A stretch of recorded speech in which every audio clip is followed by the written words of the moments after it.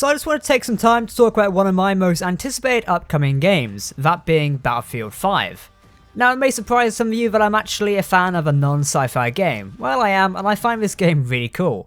So today we're going to be talking about it in a lot more detail. Now I started playing Battlefield 3 when the game first came out and then through to Battlefield 4, but never massively got into that game. I skipped Hardline because it didn't really appeal to me after playing the alpha and beta, and I didn't pick up Battlefield 1 when it first launched. Why, you ask? I think at the time I wasn't that bothered about a World War I setting, until it came to Origin Access, when I thought, I'd install it and give it a go. I installed it about 3 months ago. Now since then myself and my friends have been playing it nearly every night and it has never failed to disappoint. I find Battlefield 1 a really interesting game. You know, I didn't think a World War I setting would actually capture me, but it has, and I really enjoy it quite a lot. Now, by no means class myself as an experienced player or someone who knows all the technical details or a veteran player, you know, someone who knows everything about the Battlefield franchise. I'm more of a casual player, so in this video you're basically getting an outsider's opinions on Battlefield 5 and what it represents and why I'm going to play it. So you might enjoy that, you might not, but hopefully some people find this video interesting and some don't. So let's jump into it. On that note, if you're a hardcore player of the Battlefield franchise, I'd love to know what you think about the upcoming game and this video. Leave your comments down in the comment section below. Now, my favourite classes in Battlefield is either the Assault or Medic. Nothing like a bit of variety, right? This is the same for Battlefield 5, especially in the alpha which I played previously, but that might change with the beta, which is around next week, which is on September 4th and 6th, I think. 4th if you pre-ordered it, 6th for public access, so it's going to be quite cool to see us all playing that one. You might be wondering what the main difference between this game and Battlefield 1 is, but as a casual player I won't be able to tell you all the minor differences or judge them. The gun mechanics are different in this game, and they actually do feel a lot better. I only got to try out a few weapons in the alpha, as you can see on screen now, so I wouldn't be able to give you a massive comparison between previous Battlefield titles and the upcoming game. But from just handheld experience, I find playing with it a lot better and more enjoyable. Now, one of the major improvements and difference from the previous games is the way ammo and health works. Okay, so in a previous title, you're a character or driving a vehicle, you have a ton of ammo, more than the average person could carry. Well, in Battlefield 5, you spawn with around 2 magazines worth of ammo, which means you need to think more about how you use it, no more wasting bullets, which is something I'm used to doing. The same goes for vehicles, they have very little ammo, so if you're driving a tank, you'll need to resupply it eventually. Obviously, resupplying ammo can be done via a support class or resupply points around the map. Typically you find these points very close to a capture point or where a flag is, so it's not exactly you're going to be running around searching for ammo for ages. I do like this system, it really makes you think about how you're going to use things a lot more. Health wise, you do not regenerate your health automatically, you'll now need to find a medic to heal you or some health crates hidden around the map like ammo. This is actually a fun little animation it plays when the support or medic throws you ammo or medical supplies, your character will actually catch it and then use it. I do love the quality of animation detail that has gone into Battlefield 5. For instance, the bit we just talked about there where your character will actually catch the ammo pouches, but also getting in and out of vehicles has proper animations now. You don't just immediately spawn inside the vehicle and etc. You have to actually get in it. I know Battlefield 1 kind of had that, but getting out still didn't have that animation. Now in Battlefield 5 it does.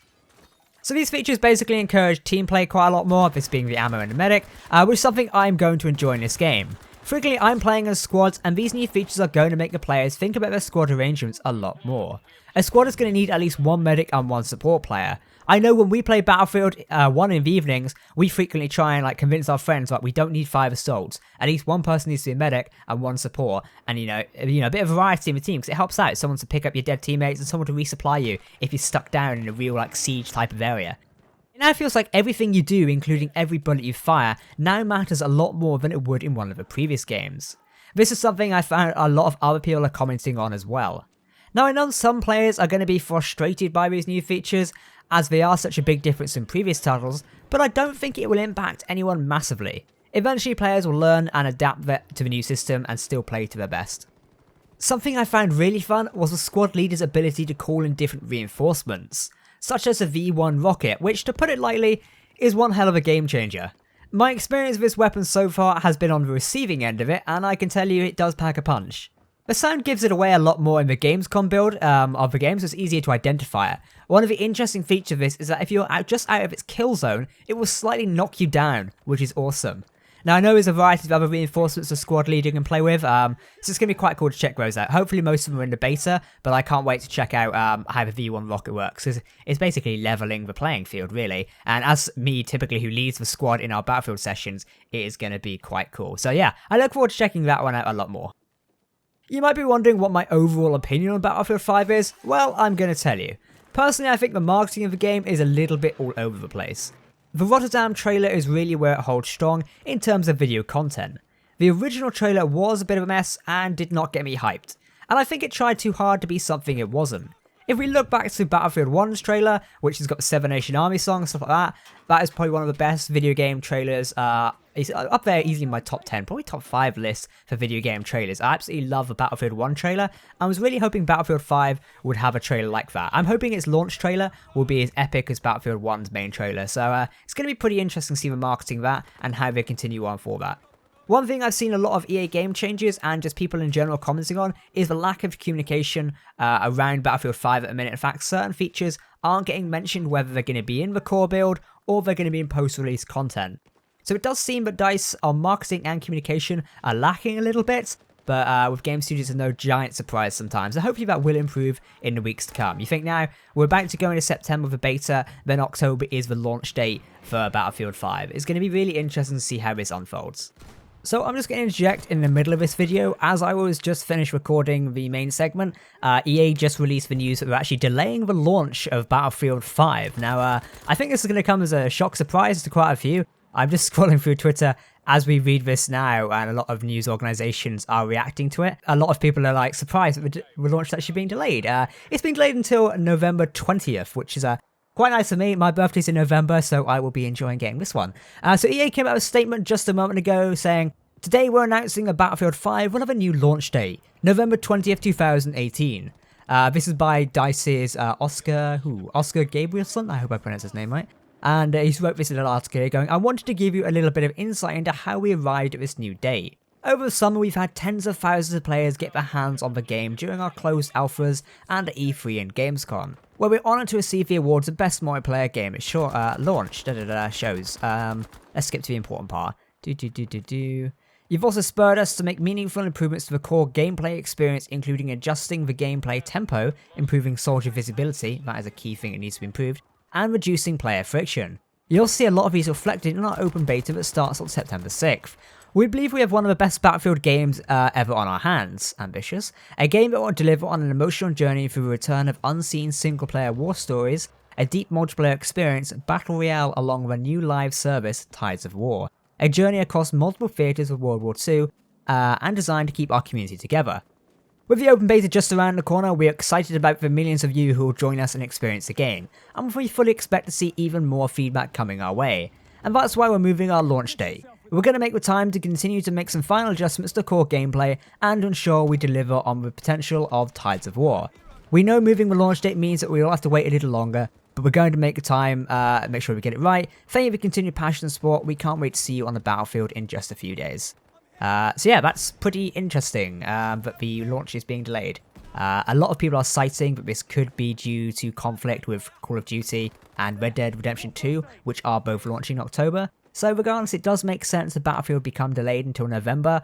It's also closer to the Christmas period as well, meaning people are obviously going to buy the game around then for Christmas. So, you know, it could be a good strategy and marketing session there, but, you know, that's quite surprising. I literally just finished this video and saw that news pop up. So yeah, let me know what you think about them delaying the launch down below in the comment section.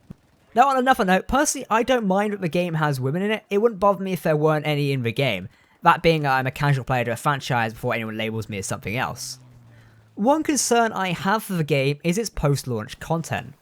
Battlefield 5 will be the first major game in its franchise to launch without a season pass for quite a while now. With this, I feel like the post-launch content could be questionable, especially with what we've seen in Star Wars Battlefront 2. But hopefully things do go smooth for the game and we don't see a repeat issue of what happened to Battlefront, as that would be such a shame for this to happen to a great game. So, you know, hopefully things go smoothly, as Battlefield 1's like expanded content of the DLC I really enjoyed, but it's just going to be interesting to see how the quote-unquote free content works with Battlefield 5. It does, like, so it's something that's concerning me a little bit at the minute, so, you know, hopefully it does go smooth sailing is what I'm saying. Something I actually forgot to mention earlier on in this video is the level of customization work that has gone into Battlefield 5. It's actually very impressive. I mean, character customization isn't everything to myself, but the fact we're going to get vehicle customization post-launch is super exciting, and I can't wait to see it's handled. One of the things I do quite a lot on Battlefield is just playing with vehicles, whether it be jeeps, tanks or planes. I love just riding around the battlefield and causing havoc in them. So now if I can customize my tank to feel like it's more of my own tank, it is going to be so cool, and I can't wait to see what type of customization is actually going to come to vehicles. Personally, like I said, I'm not too bothered about character customization. That sort of stuff doesn't do it for me. But vehicle customization, you have my attention there. It is a shame, but it's launching post-launch of the game. But, you know, hopefully it's not going to be that too long. Maybe in December it'll come out. Hopefully we're not going to be waiting until, 2019, because that's going to be quite a while. Overall, I'm looking forward to the game, and I'll be playing the beta next week, which starts on the 4th for those who pre-ordered and the 6th for everyone else. If you're going to be checking out the beta, then join our Discord server, the link's down below. It'd be great to link up with some of you people and get some games going over the following week. Following the launch of the game, I'm unlikely to create dedicated content of the game unless I find a massive draw to it. But I am going to be highlighting some of the weird and random funny moments I experience with people in this game. So be on the lookout for that sort of content in October later this year. I'll also be posting some videos on general gameplay and my impressions of the game when it releases, so be on the lookout again for that type of content. I'll definitely be doing a sort of quote-unquote main review of Battlefield 5, as I really like to get my opinion across on that as someone who's been playing a few of the Battlefield games recently, and just get a casual's opinion on Battlefield 5, I think. Well everyone, thanks for watching this video. I hope you found it interesting and semi-informative. This type of content may not appeal to my regular audience, however it's something I like creating. If you do like this type of content, then some constructive criticism would be very appreciated down below in the comment section, as well as your opinions on Battlefield 1 and, Battlefield 5 in general, as I'm always interested in opening up discussion on video games with yourselves. So yeah, I do hope you enjoyed the video. I've been Captain Jack, thank you for watching this. Again, please join our Discord server if you are downloading the beta, the link is down below in the description. Anyway, I hope you all enjoyed this video, and I'll catch you next time. Goodbye.